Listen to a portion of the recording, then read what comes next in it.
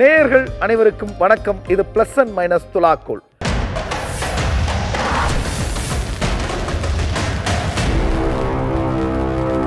தமிழ் சினிமாவில் ஒவ்வொரு வாரமும் திரையரங்கத்தை தொடுகிற திரைப்படங்களை பற்றி அதில் இருக்கிற பிளஸ் என்ன மைனஸ் என்ன அப்படிங்கிறத ரொம்ப டீட்டெயிலாக நம்ம ஒவ்வொரு வாரமும் பார்த்து கொண்டு இருக்கிறோம். இந்த வாரம் நம்ம பார்க்க போவது ஒரு தமிழ் படம் அல்ல, தமிழக திரையரங்குகளிலும் மலையாளத்திலேயே ரிலீஸ் ஆகி தமிழ் ரசிகர்களின் மனதில் ஒரு அழகான அதிர்வை ஏற்படுத்தி இருக்கிற ஒரு நல்ல திரைப்படத்தை பற்றியும் அந்த திரைப்படத்தில் இருக்கிற ப்ளஸ் என்ன மைனஸ் என்ன அப்படிங்கிற தகவல்களையும் நம்ம பார்க்க போகிறோம். ஆக இந்த வாரம் நாம் பார்க்க போகிற படம் மோகன்லால் அவர்கள் நடித்து இந்த வாரம் திரைக்கு வந்திருக்கிற ஹிருதய பூர்வம் திரைப்படம் தான்.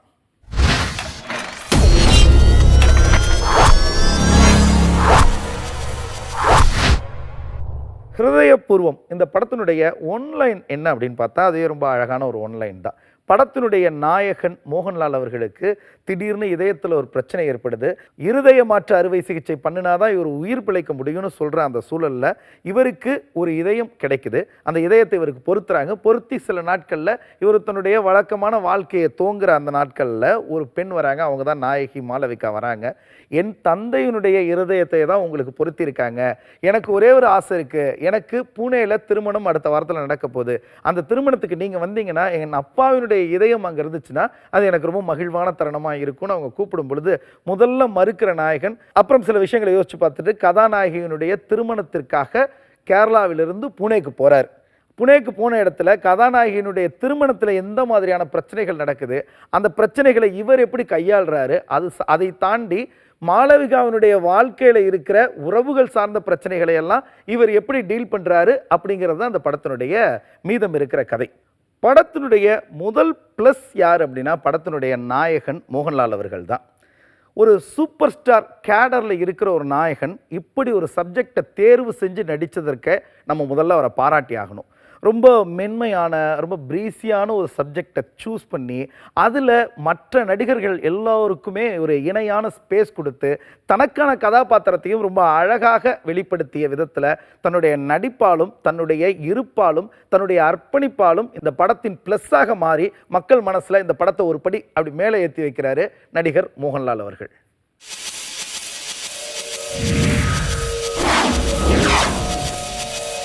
படத்தினுடைய இரண்டாவது ப்ளஸ் படத்தின் இயக்குனர் சத்யன் அந்திக்காட் அவரை தான் சொல்லி ஆகணும்.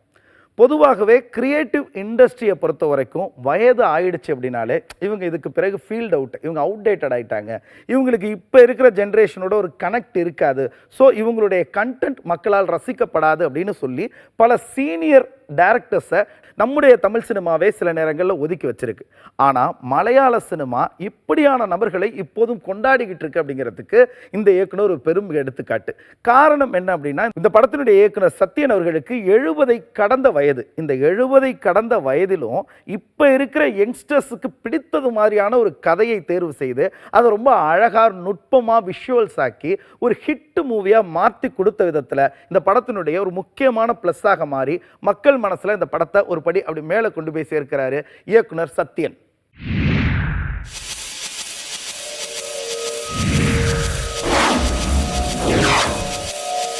படத்தினுடைய அடுத்த ரொம்ப முக்கியமான ப்ளஸ் யார் அப்படின்னா படத்தினுடைய ஒரு முக்கியமான கேரக்டரை ப்ளே பண்ணியிருக்கிற சங்கீத் பிரதாப் அவர்கள் தான்.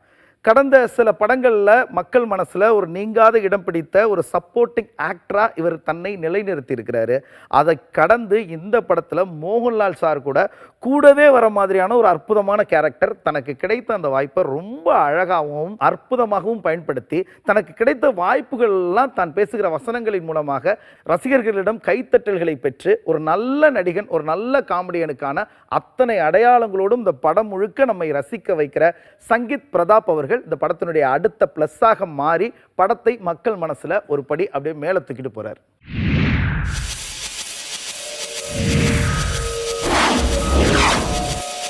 படத்தினுடைய அடுத்த ப்ளஸ் படத்தின் சினிமாட்டோகிராஃபர் அனு மூத்தேடத். பொதுவாக மலையாள சினிமாக்கள்ல ஒளிப்பதிவாளருடைய பங்கு அந்த படத்தினுடைய வெற்றிக்கு ரொம்ப முக்கியமானதாக அமையும். தன்னுடைய பொறுப்பை நுட்பமாக புரிந்து கொண்டு ஒரு அற்புதமான காட்சிகளை இந்த படத்திற்காக வழங்கியிருக்கிறாரு படத்தினுடைய ஒளிப்பதிவாளர். படத்தினுடைய துவக்கத்தில் வர அந்த கேரளாவில் இருக்கிற காட்சிகளாக இருக்கட்டும், படம் அப்படியே புனேக்கு நகர்ந்து சென்றதற்கு பிறகு புனேவினுடைய அழகை தன்னுடைய கேமராவில் ரொம்ப அழகாக பதிவு செய்த விதத்தில் இந்த படத்தினுடைய எல்லா காட்சிகளையும் மக்களுக்கு பிடித்த வகையில் ரசிக்கும்படியாகவும் ரொம்ப பிரீசியாகவும் கொடுத்ததில் சினிமாட்டோகிராஃபர் அனு அவர்களுடைய பங்கு ரொம்ப முக்கியம். அவர் தன்னுடைய வேலையை சிறப்பாக செய்ததனால் அவர் இந்த படத்தினுடைய ப்ளஸ்ஸாக மாறி படத்தை மக்கள் மனசுல ஒரு படி அப்படி மேல தூக்கி வைக்கிறார்.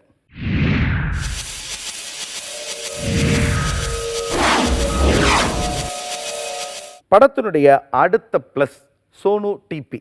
இவர் தான் இந்த படத்தினுடைய ஸ்கிரீன் பிளேவை எழுதியிருக்கிறார்.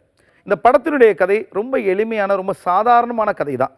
இந்த சாதாரணமான கதையை தன்னுடைய ஸ்க்ரீன் பிளே ரைட்டிங்கின் மூலமாக ரொம்ப அழகான ரொம்ப இன்ட்ரெஸ்டிங்கான ஒரு கதையாக மாற்றிய விதத்தில் இந்த படத்தினுடைய வெற்றிக்கு துணை நின்றிருக்கிறாரு படத்தினுடைய ஸ்க்ரீன் பிளேவிற்கு சொந்தக்காரரான சோனு டிபி. சாதாரண கதையை தன்னுடைய நுட்பமான ஸ்க்ரீன் பிளே ரைட்டிங்கின் மூலமாக ஒரு அழகான திரைப்படமாக மாற்றுவதற்கு துணை நின்ற சோனு டிபி இந்த படத்தின் அடுத்த பிளஸ்ஸாக மாறி படத்தை ரசிகர்கள் மனசில் ஒரு படி அப்படி மேலே தூக்கி வைக்கிறார்.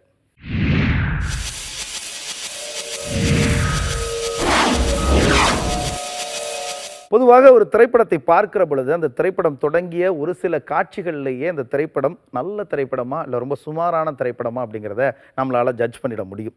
அந்த வகையில் ஹிருதயபூர்வம் என்கிற இந்த திரைப்படத்தினுடைய ஒரு சில காட்சிகளை பார்க்கிற பொழுதே, முதல் துவக்க காட்சிகளை பார்க்கிற பொழுது ஒரு நல்ல படத்துக்கு வந்திருக்கும், இது ஒரு அற்புதமான ஒரு ஃபீல் குட் மூவி இது அப்படிங்கிறது நம்மளால் புரிஞ்சுக்க முடியுது. இது ஒரு நல்ல படம் அப்படிங்கிறதுல எந்த மாற்று கருத்தும் கிடையாது. ஆனால் இது ரொம்ப நல்ல படமா அப்படின்னா அது நிச்சயமாக கேள்விக்குரிய ஒரு விஷயம்தான். காரணம் என்ன அப்படின்னா, இந்த படத்தில் இருக்கிற ஒரு சில மைனஸஸ் இல்லாமல் போயிருந்தா இந்த படம் நல்ல படம் அப்படிங்கிற கேடர்ல இருந்து ரொம்ப நல்ல படமாகவே அடுத்த கட்டத்துக்கு நகர்ந்திருக்கும். அப்படி இந்த படத்தில் இருக்கிற மைனஸ் என்ன, அதை தான் இப்போ நம்ம ஒன்று ஒன்றா பார்க்க போகிறோம். படத்தினுடைய ஃபர்ஸ்ட் மைனஸ் யார் அப்படின்னா படத்தினுடைய இயக்குனர் சத்யன் அந்திக்காடு அவர்கள் தான். காரணம் என்ன அப்படின்னா, படத்தில் நிறைய கேரக்டர்ஸ் இருக்காங்க. அதில் பல பேருக்கு ஒரு வேல்யூவான ஒரு ஸ்டோரி இல்லாமல் இடைச்சொருகளாக ஒரு சில காட்சிகளுக்காக மாத்திரமே அவங்க பயன்படுத்தப்பட்டிருக்கிறது ரொம்ப பெரிய தவறாக நமக்கு பார்க்கும்போது தெரியுது. எடுத்துக்காட்டாக சொல்லணும் அப்படின்னா, கதாநாயகனுடைய மாமாவாக வருகிற சித்திகா இருக்கட்டும், நடிகை சங்கீதாவினுடைய சகோதரனாக வருகிற பாபுராஜா இருக்கட்டும், அவங்கெல்லாம் ஒரு நல்ல நடிகர்கள். அவர்களை இன்னும் அவர்களுடைய கதாபாத்திரத்துக்கு வேல்யூ கொடுக்கிற மாதிரி இன்னும் கூடுதலான சீன்ஸை ஆட் பண்ணியிருந்தா இன்னும் பெட்டரான ஒரு எக்ஸ்பீரியன்ஸ் படம் பார்க்கும் நமக்கு வந்திருக்குமோ அப்படின்னு தோணுது. அந்த விஷயத்தை தவறவிட்ட காரணத்தினால் படத்தினுடைய இயக்குனர் அவர்கள் இந்த படத்தினுடைய ஒரு மைனஸாக மாறி படத்தை மக்கள் மனசுல இருந்து ஒரு படி அப்படியே கீழே இறக்கிறார்.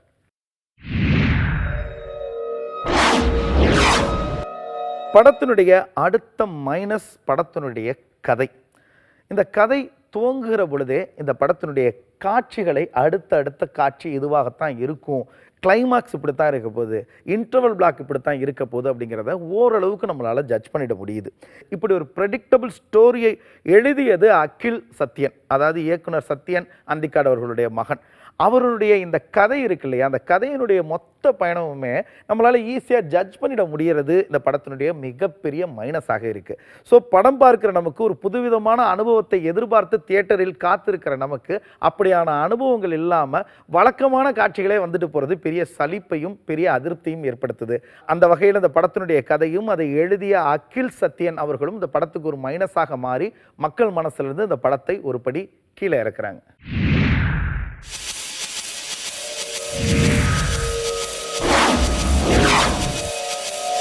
படத்தினுடைய அடுத்த மைனஸ் இசையமைப்பாளர் யாருன்னா நம்மளுடைய ஜஸ்டின் பிரபாகரன் அவர்கள் தான். இங்கேருந்து போய் மலையாளத்தில் ஒரு பெரிய ஹீரோவுக்கு இப்படியான ஒரு படத்துக்கு அவர் மியூசிக் போட்டிருக்காரு. அது ரொம்ப மகிழ்ச்சியான ஒரு செய்தி தான். ஆனால் அந்த படத்தில் 2 பாடல்களும் என்னமோ தான் வருது. அந்த 2 பாடல்களுமே அப்படி கேட்பதற்கு இதமாக இல்லை. ரொம்ப வழக்கமாக எங்கேயோ எப்பயோ கேட்ட ஒரு அனுபவத்தை தான் இந்த படத்தில் வருகிற பாடல்கள் நமக்கு தருது. ஒரு புதுவிதமான அற்புதமான அனுபவத்தை தன் பாடல்களின் மூலமாகவும் இசையின் மூலமாகவும் தருவதற்கு தவறிய ஜஸ்டின் பிரபாகரன் அவர்கள் இந்த படத்தினுடைய ஒரு முக்கியமான மைனஸாக மாறி படத்தை மக்கள் மனசிலிருந்து ஒரு படி அப்படியே கீழே இறக்குறார்.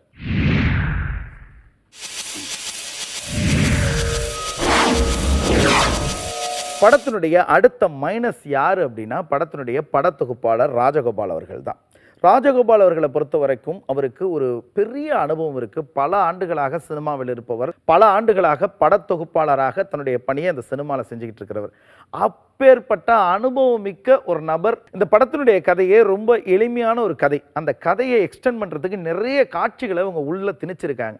அந்த காட்சிகளுடைய நீளத்தை ஒரு எடிட்டரா அவர் ட்ரிம் பண்ணியிருந்தாலே கிட்டத்தட்ட அந்த படத்தினுடைய நீளம் குறைஞ்சு நமக்கு பார்ப்பதற்கு ஒரு இன்ட்ரெஸ்டிங்கான ஒரு கிறிஸ்பான ஒரு கண்டென்ட் கிடைச்சிருந்திருக்கும். அதை செய்யாம ஒவ்வொரு காட்சியிலையுமே ரொம்ப நீளத்தை அனுமதித்த காரணத்தினால் ஒரு எடிட்டரா தன்னுடைய சிறப்பான பணியை செய்வதற்கு ராஜகோபால் அவர்கள் இந்த படத்தில் தவறி இருக்கிறார் அப்படின்னு தான் நம்ம சொல்லி ஆகணும். அந்த வகையில் இந்த படத்தினுடைய மைனஸாக ராஜகோபால் அவர்கள் மாறி இந்த படத்தை ஒரு படி மக்கள் மனசிலிருந்து கீழே இறக்கிறார்.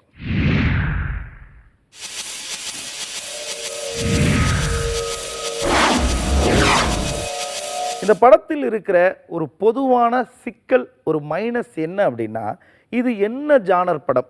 இது ஒரு எமோஷனல் டிராமாவா, இல்லது ஒரு ஃபீல் குட் சினிமாவா, இல்லை ஒரு காமெடி படமா? இந்த 3 விஷயத்தில் இந்த படம் எதை நோக்கி எந்த ஜானரில் ட்ராவல் பண்ண போகுது அப்படிங்கிற கிளாரிட்டி படத்தினுடைய குழுவினருக்கு இல்லையோ அப்படின்னு நமக்கு சில நேரங்களில் என்ன தோணுது.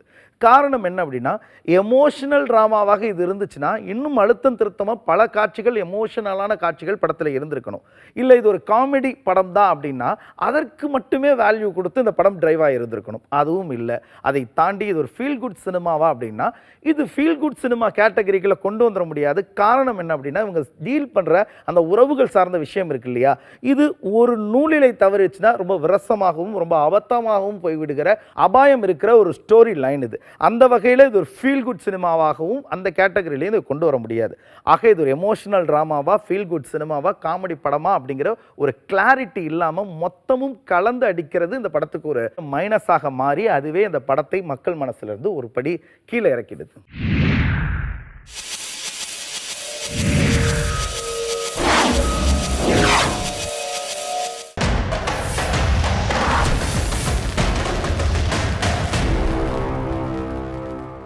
ஹிருதயபூர்வம் திரைப்படத்தில் இருக்கிற ப்ளஸ் என்ன மைனஸ் என்ன அப்படிங்கிறத ரொம்ப நுட்பமாக டீட்டெயிலாக நம்ம பார்த்தோம். ஆனாலும் இன்னும் இறங்கி இந்த படத்தில் எந்த விஷயங்கள் ரொம்ப அழகான ப்ளஸ்ஸாக இருந்தது, அதே நேரத்தில் அந்த ப்ளஸ்ஸாக இருந்த விஷயம் எப்படி மைனஸாகவும் மாறிச்சு அப்படிங்கிறத நம்ம டீட்டெயிலாக பார்க்க போகிறோம். ஃபஸ்ட்டு ப்ளஸ்ஸாக இருந்த விஷயம்னு நம்ம சொல்கிறது படத்தினுடைய வசனங்கள் தான். படத்தில் அழகழகான வசனங்கள் அங்கங்கே இருக்குது. அது இந்த படத்துக்கு ஒரு பெரிய பலம். எடுத்துக்காட்டாக சொல்லணும் அப்படின்னா, ஒருத்தருக்கு ஒரு விஷயம் வரலை அப்படின்றது தெரிஞ்சதற்கு பிறகும் அது வரும்னு சொல்லி அவங்கள என்கரேஜ் பண்ணுறது கிட்டத்தட்ட ஒரு வன்முறைக்கு சமம் அப்படிங்கிற மாதிரியான பஞ்சான அழகழகான வசனங்கள் படத்தை நிறைவு செய்து, இப்படி அழகழகான வசனங்கள் படத்தில் ஆங்காங்கே இடம்பெற்று படத்துக்கு ஒரு பெரிய பலமாக மாறி நிற்கிது. அது இந்த படத்தினுடைய ப்ளஸ். ஆனால் அதே நேரத்தில் ஒரு சில இடங்களில் வசனங்கள் ரொம்ப அழகாக ஒர்க் அவுட் ஆகியிருக்கு அப்படிங்கிறதுனாலேயே எல்லா காட்சிகள்லையும் வசனங்களாகவே நிரப்பி இருக்கிறது படத்துக்கு பார்க்கும்போது நமக்கு ஒரு பெரிய அயற்சியை ஏற்படுத்துது. ரொம்ப நீளமான வசனங்கள், ஒரு காட்சியினுடைய நீளத்தை அந்த வசனங்களும் அதிகரிக்குது அப்படிங்கிறது நமக்கு வந்து ஒரு பெரிய சோர்வை கொடுக்குது. அது இந்த படத்தினுடைய மிகப்பெரிய மைனஸ்.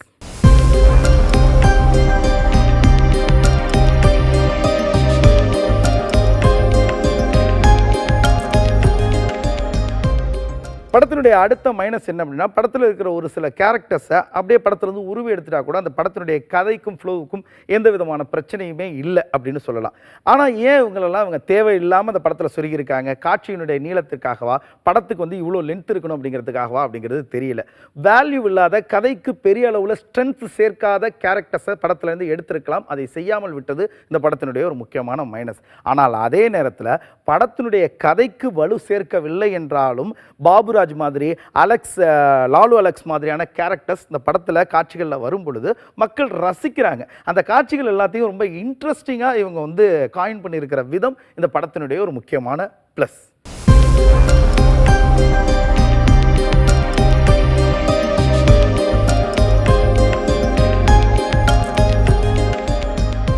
படத்தினுடைய ஹீரோ ஒரு பெரிய சூப்பர் ஸ்டார் மோகன்லால் அவர்கள் அப்படிங்கிறது நமக்கு எல்லாருக்குமே தெரியும். ஆனால் அவர் ஏற்றிருக்கிற இந்த கதாபாத்திரம் இருக்கு இல்லையா, ரொம்ப எளிமையான, ரொம்ப சட்டிலான ஒரு கதாபாத்திரம் தான். இந்த கதாபாத்திரத்தை பொறுத்த வரைக்கும் ஒரு பெரிய க்ரௌடில், ஒரு கல்யாண க்ரௌடில் சாதாரண ஒரு நபர்கிட்ட அடி வாங்கி கீழே விழுந்து ரொம்ப நாள் பெட்லேயே இருக்க வேண்டிய ஒரு சூழல். இப்படியான ஒரு கதாபாத்திரத்திற்கு மோகன்லால் மாதிரியான ஒரு பிரம்மாண்ட ஹீரோ ஓகே சொல்லி நடிச்சிருக்காரு இல்லையா, அது இந்த படத்தினுடைய ப்ளஸ். ஆனால் அதே நேரத்தில் தனக்கு ஒரு ஹீரோ பில்டப் வேணும் அப்படிங்கிறதுக்காக படத்தினுடைய கிளைமாக்ஸுக்கு முன்னாடி தேவையில்லாமல் ஒரு சண்டை காட்சியை வலுக்கட்டாயமாக உள்ள திணிச்ச விதம் இருக்கு இல்லையா, அது இந்த படத்தினுடைய மைனஸ்.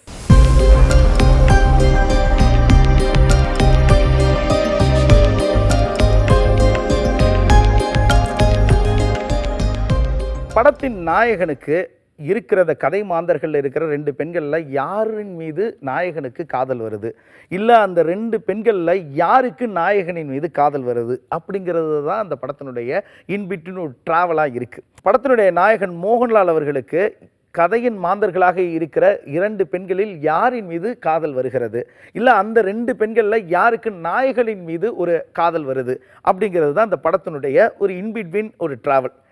அந்த 2 பெண்களுக்கும் இடையில் இருக்கிற உறவு, அப்புறம் அவங்கள பார்க்குற விதம், இதெல்லாம் இருக்குல்ல, ரொம்ப சிக்கலான ஒரு உறவு முறையை அவங்க டீல் பண்ணியிருக்கிறாங்க.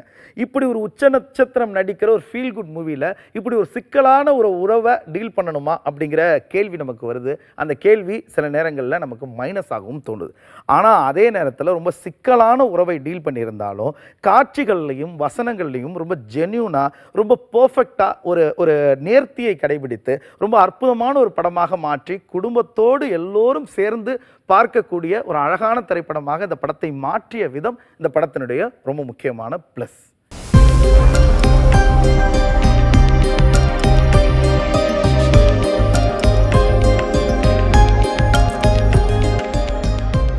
ஹிருதயபூர்வம் என்கிற இந்த திரைப்படம் நேரடியாக மலையாளத்திலேயே தமிழ் திரையரங்குகளிலும் ரிலீஸ் ஆகி இருந்தாலும் தமிழ் ரசிகர்களையும் இந்த படம் ரசிக்க வைத்திருக்கிறது. அவர்கள் மனசுலேயும் ஒரு அழகான அதிர்வை ஏற்படுத்தியிருக்குது.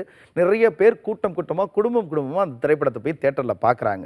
மக்கள் மனசில் ஒரு அழகான அதிர்வை ஏற்படுத்திய ஹிருதயபூர்வம் திரைப்படத்திற்கு நம்முடைய நிகழ்ச்சி வழங்குகிற நட்சத்திர மதிப்பீடு என்ன அப்படிங்கிறத இப்போ பார்ப்போம்.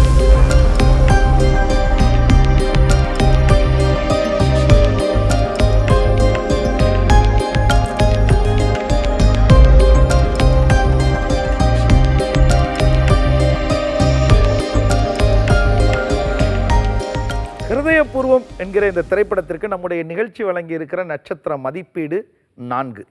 காட்சிகளாலும் வசனங்களாலும் அழகான கதை கருவினாலும் ஒரு நுட்பமான திரைப்படத்தை வழங்கி நம்மை ரசிக்க வைத்த ஹிருதயபூர்வம் திரைப்படத்தின் குழுவினருக்கு வாழ்த்துக்களை தெரிவித்துக் கொள்ளலாம். அதே நேரத்தில் மீண்டும் இப்படியான ஒரு அழகான சினிமாவோடும் அந்த சினிமா சார்ந்த செய்திகளோடும் அந்த சினிமாவில் இருக்கிற ப்ளஸ் மற்றும் மைனஸ் என்ன அப்படிங்கிற தகவல்களோடு உங்களை வந்து சந்திக்கிறோம். அதுவரையில் உங்களிடமிருந்து விடைபெறுகிறோம். இது ப்ளஸ் அண்ட் மைனஸ் துலாக்கோல். நன்றி, வணக்கம்.